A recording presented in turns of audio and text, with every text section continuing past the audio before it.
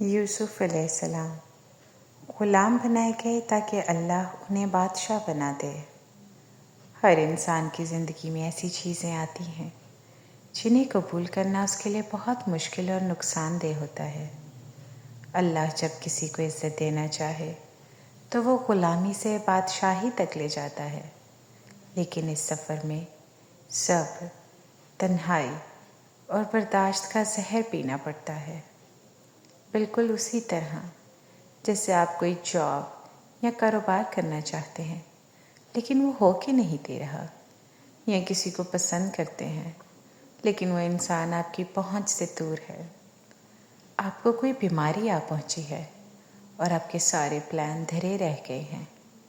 ایسے میں انسان مایوس ہونے لگتا ہے اور اللہ سے شکوے کرنے لگتا ہے اور کہنے لگتا ہے وائی می؟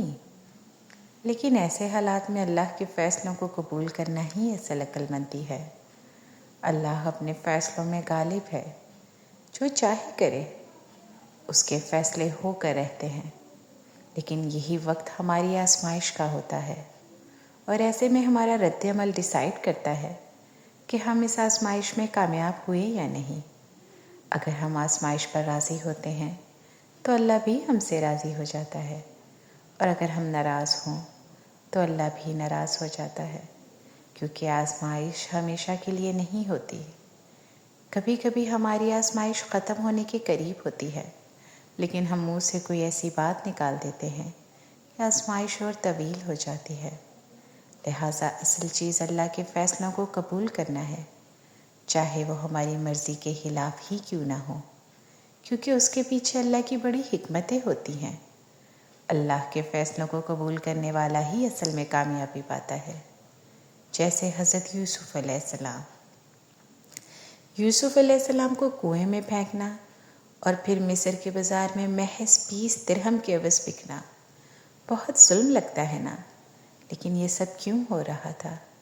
اتنے سخت حالات میں سے کیوں گزارا جا رہا تھا؟ تاکہ یوسف علیہ السلام تجربات سے سیکھ کر ایک حکومت چلانے کے قابل ہو سکیں۔ ہم انسانوں پر تو اتنی سخت آزمائشیں آتی بھی نہیں جتنی انبیاء پر آئیں، تو ان آزمائشوں کے پیچھے اللہ کی بڑی حکمتیں اور مصلحتیں ہوتی ہیں۔ ان کو قبول کرنا ہی عقل مندی ہے۔ اور جیسے کہ انگریزی میں بھی ہے، Sometimes your downfall is just the beginning of the Allah's plan to raise you higher۔